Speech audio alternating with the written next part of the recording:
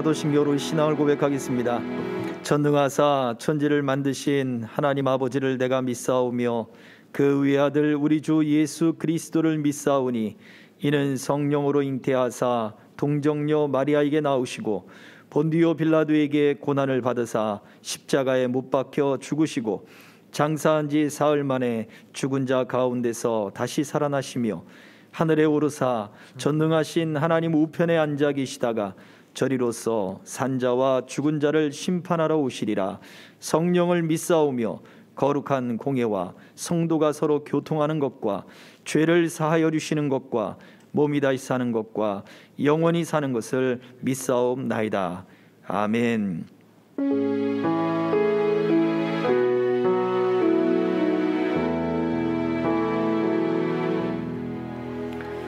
하나님의 말씀 에스겔서 16장 59절로 63절입니다. 구약성경 에스겔서 16장 59절에서 63절. 이제 제가 봉독해 드리겠습니다. 나 주 여호와가 이같이 말하노라. 네가 맹세를 멸시하여 언약을 배반하였은즉 내가 네 행한 대로 내게 행하리라. 그러나 내가 너의 어렸을 때에 너와 세운 언약을 기억하고 너와 영원한 언약을 세우리라. 네가 네 형과 아우를 접대할 때에 내 행위를 기억하고 부끄러워할 것이라. 내가 그들을 네게 딸로 주려니와 내 언약으로 말미암음이 아니니라. 내가 네게 내 언약을 세워 내가 여호와인 줄 네가 알게 하리니 이는 내가 네 모든 행한 일을 용서한 후에 네가 기억하고 놀라고 부끄러워서 다시는 입을 열지 못하게 하려 함이니라. 주 여호와의 말씀이니라. 아멘. 우리 삶에 소망이 있나요? 라는 제목으로 같이 함께 은혜를 나눠보길 소망합니다. 에스겔 선지자를 통해서 하나님이 주시는 메시지는 굉장히 청천벽력과도 같은 그러한 메시지들이 굉장히 많았어요. 특히 하나님이 이스라엘 백성들을 떠나버리는 거예요. 심판하실 것에 대한 메시지들이 선포됨과 동시에 내가 떠날 것이다 라고 하는 메시지가 선포되고, 심지어 이 16장에 등장하는 이 이스라엘 백성들을 향한 하나님은 그들을 비유로 해서 말씀하시는데, 심지어 창녀들보다 더 못한 음녀와 같다라고 하는 비유를 들어서 이스라엘 백성들을 모습을 이야기하셨어요. 이 굉장히 그 충격적인 내용들이 바로 에스겔 선지자에게는 바로 그렇게 등장하고 있습니다. 그러니 하나님이 이스라엘 백성들을 향해서 가증스럽다는 이야기가 16장에 계속 등장해요. 혐오스럽다고 말씀하시는 것이고 역겹다고 이야기를 하는 거예요. 혐오스럽고 구토가 날만하고 그렇게 역겹고, 바로 그러한 존재가 지금 이스라엘 백성들의 지금 상태다라고 하는 거예요. 그런데 그들에게 소망이 있겠느냐라는 거죠. 이 에스겔 선지자의 메시지를 듣는 이스라엘 백성들은 정말 그 에스겔 선지자를 싫어했을 거예요. 그만큼 정말 충격적인 이야기들이 에스겔 선지자를 통해서 들려지기 때문에 그렇습니다. 하나님은 노골적으로 하나님을 떠나서 이방신을 섬기는 그 이스라엘 백성들을 향해서 나도 너희를 떠날 거야. 그래서 10장부터 11장까지는 진짜 하나님이 떠나시는 이야기가 나와요. 하나님의 보좌에서 움직여서 성전 문지방에서 또 움직여서 동쪽으로 빠져나가시는 거예요. 그리고는 성전의 그 출입문을 통해서 그 동쪽에 있는 산, 감난산, 예수님이 기도하시고 또 예수님이 승천하신 산, 바로 그 감난산 꼭대기로 하나님이 나가시는 장면이 10장부터 11장까지 계속해서 등장하고 있어요. 이처럼 하나님이 스스로 이스라엘 백성들을 버리고 점점 멀어지는 그 장면이 계속해서 등장해. 이스라엘 백성들이 얼마나 가증스러운가, 얼마나 혐오스러운가, 하나님이 볼 때 역겨운가까지 계속해서 선지자를 통해서 계속해서 선포하고 있단 말이에요. 그런데 오늘 우리가 읽은 이 본문의 말씀 중에 참 모호한 메시지가 등장해요. 그게 바로 59절의 말씀이에요. 59절과 60절이에요. 이 59절과 60절은 분위기가 전혀 달라요. 근데 이게 그 연결되어 있잖아요. 연결시켜서 다시 한번 보자고요. 뭐가 모호한가, 뭐가 이해하기 어려운가 하는 이 내용을 한번 보겠습니다. 59절, 60절 읽어봐요. 나 주 여호와가 이같이 말하노라. 네가 맹세를 멸시하여 언약을 배반하였은즉 내가 네 행한 대로 네게 행하리라. 그러나 내가 너의 어렸을 때에 너와 세운 언약을 기억하고 너와 영원한 언약을 세우리라. 언뜻 보면 하나님이 그럼에도 불구하고 내가 너희들이 나와 함께 했던 그 언약을 깨뜨렸지만 그럼에도 불구하고 내가 너희들과 함께 언약을 세울 거야. 나는 너희들이 언약을 깨뜨려 버렸음에도 불구하고 나는 너를 붙잡아 줄 거야. 우리가 그렇게 이해할 수 있을 내용이잖아요. 하나님은 언제나 우리가 언약을 깨뜨려도 하나님은 우리를 붙잡아 주시는구나 라고 우리가 그렇게 쉽게 생각할 수가 있는데, 이스라엘 백성들이 그렇다면 하나님을 그렇게 떠나는 삶을, 하나님이 볼 때 역겹고 혐오스럽고 가증스러운 삶을 사는데도 하나님을 무시하고 하나님 면전에서 그냥 하나님을 완전히 모욕하고 하는 그런 행동들을 하는데도 불구하고 하나님이 여전히 약속해주고 하나님이 여전히 붙잡아 주니까 우리는 괜찮아 라고 생각을 할 수 있을 수도 있잖아요. 하나님이 무섭지가 않은 거예요. 하나님은 무섭지는 않은 거예요. 이러한 사람들에게 성경은 소망이 없다라고 얘기해요. 하나님이 무섭지 않은 사람들에겐 소망이 없는 거예요. 자, 보세요. 여기에는 이 말씀에는 더 깊은 뜻을 가지고 있어요. 먼저 59절을 보면 내가 네게 행한 대로 나도 행할 것이다 라고 해놨잖아요.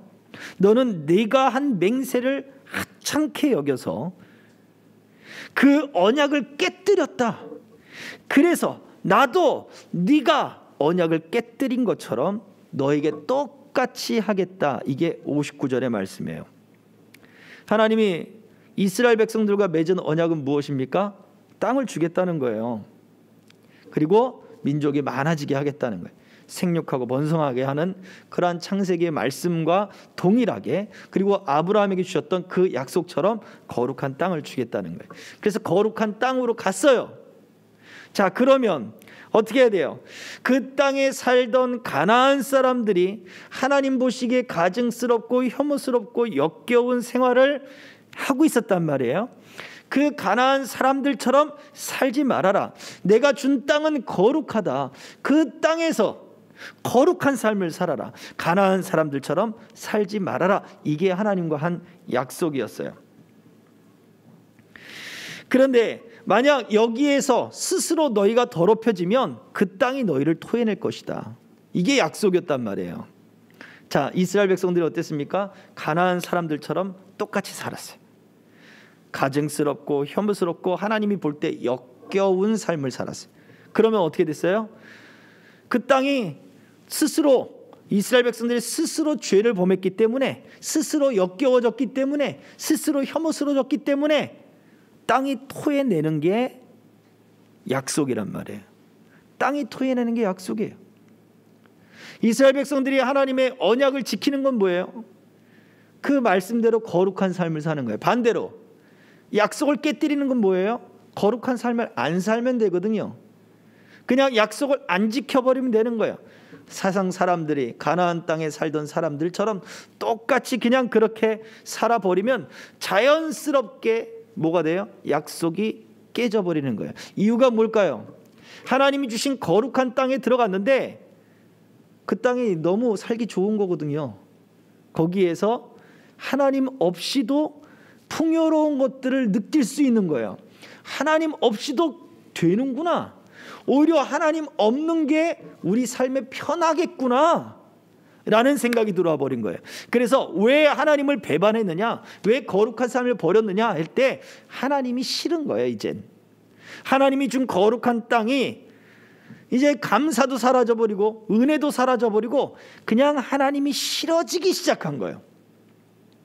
그래서 하나님의 약속을 지키지 않기 시작을 해요. 그러면 하나님의 정의는 그들을 그 땅에서 토해내는 거예요. 근데 이스라엘 백성들이 하나님과의 약속을 저버렸어요. 그냥 약속을 파기시킨 거예요. 지키지 않아 버렸으니까 약속이 깨져버린 거예요. 그래서 하나님도 너희들이 약속을 깬 것처럼 나도 약속을 깨뜨리겠다. 하나님이 깨뜨리는 약속은 그 땅에서 쫓아버리는 거고 그 땅에서 토해내 버리는 거예요. 아예 신경 안 써버리는 거예요. 그냥 떠나버리고 끝나버리는 거예요. 그러면 이스라엘 백성들과 했던 약속을 깨버리는 거죠.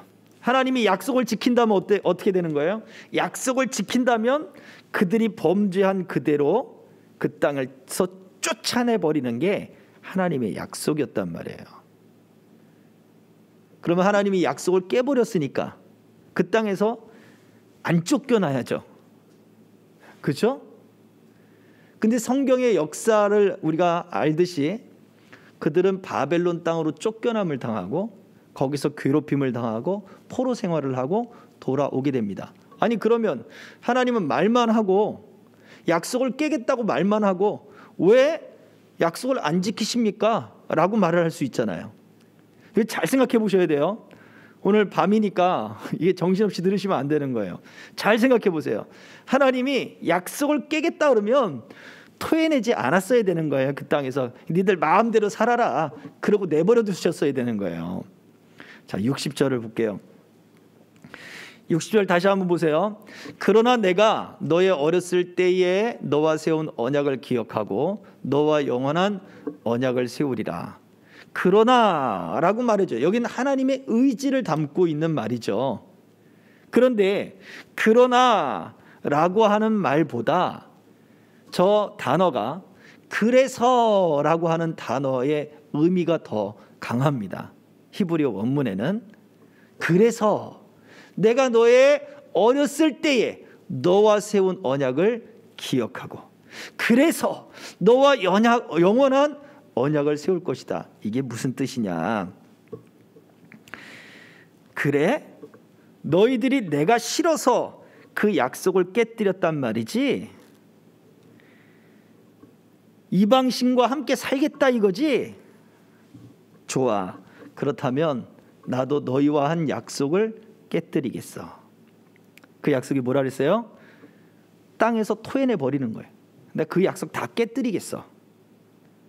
그냥 너희들 그냥 너네 마음대로 살도록 내버려 두겠어. 그런 의미도 되겠죠. 그런데 하나님이 그래서 이제 무엇을 위해 그 다음 절에 나오는데 내가 하나님인 줄 알 것이다. 그게 목적이에요. 그래서 이전에 너희와 했던 거룩한 삶을 살면 그 땅에서 복을 주고 거룩하게 살지 못하고 그 땅의 사람들처럼 되어버리면 내가 너희들을 내쫓아버릴 거야 라고 했던 그 약속을 파기시켜버리고 그래서 내가 너희의 하나님이 되기 위해서 내가 일방적으로 너희와 약속을 내가 만들어버릴 거야 라고 하는 거예요. 이거 쉽게 설명을 하면 우리가 결혼 관계가 있잖아요. 결혼 관계. 근데 그 결혼 관계 중에 두 부부 중에 어떤 한 배우자가 잘못을 저질렀단 말이에요. 또는 이혼을 요구하고 있단 말이에요. 그런데 상대 배우자가 뭐라 그러냐면 나 그거 이혼 안 해줄 거야. 내가 도장을 절대 안 찍어줄 거야. 라고 하는 것과 같은 거예요. 하나님이 뭐라고 말씀하시면 바로 그거예요. 나도 원칙대로 나도 원칙대로 너희를 이 땅에서 토해내버리고 나도 원칙대로 그 약속을 깨버리면 너희나 나나 서로 남남이 되어버리면 되겠지. 그렇지만 나는 너희의 하나님이 되려고, 그래서 내가 일방적으로 이 관계를 유지하겠어 라고 말씀을 하시는 거예요. 내가 일방적으로 이 관계를 유지하겠어. 이미 약속은 깨져버린 거예요. 이스라엘 백성들이 하나님이 싫어서 약속을 버렸으니까. 그런데 하나님은 내가 일방적으로 이 약속을 유지할 거야 라고 말씀하셔요. 62절 63절을 보세요. 62절. 자, 내가 네게 내 언약을 세울 것이다. 이건 새로운 하나님의 일방적인 언약이란 말이에요. 과거의 약속을 지키고 언약을 지키면 내가 너희들과 함께 할 것이고 복을 줄 것이야 라고 하는 메시지가 아니라 하나님이 일방적으로 세우는 언약이에요. 내가 여호와인 줄 네가 알게 할 것이다. 봐, 나는 너희들과의 그 관계를 유지할 거야. 그래서 내가 비로소 하나님인 줄 알게 할 거야 라고 하는 하나님의 메시지인 거예요. 자, 무슨 차이가 있을까요? 우리가 생각하고 있는 하나님과의 그 관계 한번 생각해 보세요. 오늘날 우리가 삶을 살면서 우리가 하나님을 싫어서 하나님과의 관계가 부담스러워서 우리가 그렇게 하나님을 밀쳐내고 그리고 하나님을 싫어하는 경우들이 너무나 많고요. 또요, 우리가 하나님을 무시해서 하나님이 나와 함께하고 있다, 하나님이 지금 나를 지켜보고 있다, 내가 지금 하나님의 목전 앞에 있고 하나님의 면전 앞에 있다라고 하는데도 하나님이 우스운 거예요. 그렇게 우리가 범죄를 저지르고 하나님이 보실 때 역겨운 일들이 우리들에게도, 오늘날 그리스도인들에게도 정말 많이 있는 것입니다. 그러한 삶이 지금 우리들의 삶이에요. 그래서 하나님이 율법의 언약으로는 이미 우리들을 다 내치셨어야 되는 거예요. 율법의 언약으로는 우리에게 소망이 없는 거예요. 하나님이 떠나셨어야 돼요. 야, 역겹다. 너랑 나랑 이제 끝이다. 이제 계약 끝이야. 남남으로 살자. 그렇게 떠나셨어야 되는 거예요. 우리에겐 소망이 없는 거예요. 근데 하나님이, 그래서 내가 너희의 하나님이 되려고 새로운 언약을 내가 일방적으로 맺을 거야. 너와 내가 남남이 되지 않을 거야. 내가 너희의 하나님이 되고 너희는 내 백성이 되고 이 관계를 내가 새롭게 유지할 거야. 하나님이 그렇게 이스라엘 백성들에게 선포하고 있는 거예요. 그것 때문에 오늘날 우리들에게 동일하게 하나님의 약속과 그 언약이 우리들에게 임한 거예요. 예수님을 우리에게 보내주셨고 우리가 예수 그리스도를 알게 하고 믿게 하고 오늘날 이 자리에 바로 있게 한 것입니다. 우리의 어떤 잘남이나 우리가 무엇을 했기 때문에 우리가 애써서 우리가 어떤 노력을 해서 지금 있는 게 아니에요. 하나님의 일방적인 관계 때문에 지금 우리가 여기 있는 거예요. 우리에게 소망이 있을까요? 네. 왜 소망이 있을까요? 하나님의 관계를 유지하시고자 하는 그 일방적인 하나님의 마음 때문에 우리에게 소망이 있는 거예요. 21년도 우리가 살면서 참 겪지 못할 그러한 일들을 정말 많이 겪었습니다. 그죠? 경제도 그렇고 이 질병, 이 감염병 문제도 그렇고 정치 문제도 그렇고 기후도 마찬가지입니다. 겪지 못할 그러한 일들이 정말 많이 벌어졌어요. 22년도에도 이런 일들이 더 벌어질 수도 있습니다. 야, 이게 참 대선이 이제 코앞인데 뽑을 사람 없네. 경제가 언제 풀릴까? 대선이 또 여기서 정권이 바뀌면 어떤 경제가 좀 풀릴까? 규제가 풀릴까? 아니면 우리도 좀 살 수 있을까? 우리가 그런 이야기들을 많이 해요. 우리가 또 오늘도 이제 마지막, 우리가 어제 이제 12시가 넘었으니까요. 어제 이제 사람들과 인사를 하고 전화 통화도 하고 만남도 갔습니다. 연말이 됐으니까 한 살 더 먹기 전에 만나고 싶었습니다. 한 살 더 먹기 전에 이야기 나누고 싶었습니다. 왜요? 한 살을 더 먹는다는 게 싫은 거예요. 한 살 더 먹고 또 어떻게 삶을 살아가야 될까 두려울 수도 있는 거예요. 그러한 삶이 우리들에게 지금 이제 시작이 되었어요. 과연 우리의 삶에 소망이 있을까요? 라고 질문을 던진다면 우리는 소망이 있습니다 라고 대답할 수밖에 없는 거예요. 왜요? 하나님의 일방적인 그 관계를 유지하고자 하는 그 하나님의 새 언약 때문이에요.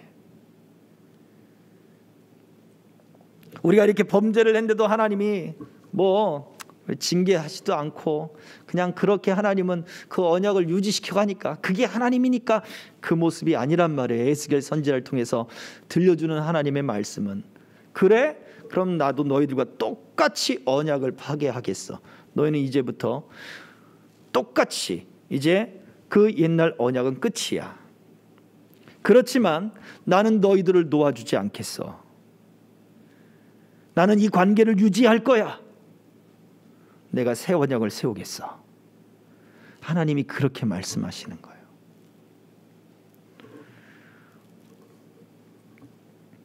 (63절) 또 볼까요? 에스겔 16장 63절 보면, 자, 이는 내가 네 모든 행한 일을 용서한 후에 내가 기억하고 놀라고 부끄러워서 다시는 입을 열지 못하게 하려 함이니라. 두 가지 목적에서 첫 번째는 하나님을 알게 하는 것이 목적인 거예요. 하나님이 이 관계를 유지할 때. 두 번째는 뭡니까? 하나님이 하나님 앞에서 교만하게 입을 막 떠들면서 자기를 내세우거나 어떤 자기의 어떤 그 주장, 그 논리를 가지고 막 주장하는 것을 하나님이 내세우지 못하게 한다는 얘기예요.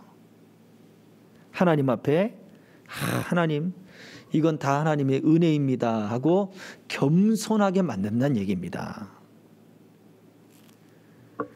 우리에게 소망이 있다라고 하는 것은 바로 이거예요. 우리는 하나님을 싫어서 멀리하고 하나님이 부담스럽지만 하나님은 그 일들을 통해서 하나님인 것을 알게 하시겠다는 거예요. 이게 우리의 소망이에요. 두 번째 소망은 뭐예요? 하나님 앞에 겸손한 삶을 살게 만드신다는 거예요. 이게 우리의 소망이에요. 왜 내게 어려움이 옵니까? 왜 자꾸 내가 자존심이 낮아져야 되고, 왜 더 자꾸 이 환경이 어려워지고 곤란한 일을 당하고 아프고 합니까? 내게는 소망이 없는 것 같습니다.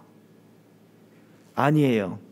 그걸 통해서 하나님을 알게 하시는 게 소망이. 두 번째 뭡니까? 그걸 통해서 하나님 앞에 겸손하게 만드니, 내 인생을 겸손하게 만드니 그게 우리 소망이에요. 시각을 바꾸셔야 돼요. 힘들고 어렵고 궁핍한 삶이 우리의 소망을 잃게 하는 게 아니에요. 그걸 통해서 하나님을 알게 하시겠대요. 오늘 말씀에 분명히 말씀하죠. 또 그걸 통해서 하나님의 위대함을 깨닫고 하나님 앞에 겸손한 삶을 살게 하시겠대요. 하나님은 겸손한 자에게 복을 주십니다. 아멘. 결국 하나님이 이것을 통해 그 사람에게 복을 주시길 원하는 거예요. 그래서 소망이 있습니다. 2022년도 우리에게 어려움이 있습니까? 그렇다면 하나님을 알게 하니까 소망이 있는 거예요. 또요, 우리의 마음이 낮아지고 하나님 앞에 겸손하게 만드니까 소망이 있는 거예요. 왜? 겸손한 자에게 하나님을 가까이 하시고 복을 주시기 때문에. 할렐루야. 그래서 2022년도에 더 소망이 넘치는 저와 여러분들의 삶이 되시기를 주의 이름으로 축복합니다. 이 말씀으로 소망을 삼고, 이 말씀으로 위로를 삼고, 참 이게 심각한 메시지인데 그 가운데서도 하나님의 마음과 하나님의 소망이 있기 때문에 이것으로 우리 소망을 삼아 더욱더 이제 믿음으로 또 하나님의 은혜 또 그 마음 가운데 살아갈 수 있는 저와 여러분들의 삶이 되기를 주의 이름으로 축복합니다. 아멘. 자, 기도하겠습니다. 자, 이 시간에 말씀을 생각하며 함께 기도하겠습니다. 조용히 묵상을 해보겠습니다. 오직 하나님이 우리의 소망이 되십니다. 내 삶에도 하나님 소망이 있겠습니까? 약해진 육체, 질병, 경제, 사업, 직장, 하나님 내 자존심, 내 감정, 자존감 이런 것들이 무너져 내렸는데 하나님 내게도 소망이 있겠습니까? 내 삶에 과연 소망이 있을까요? 하나님, 내가 하나님 앞에 부끄러운 죄들이 많은데 내게도 소망이 있겠습니까?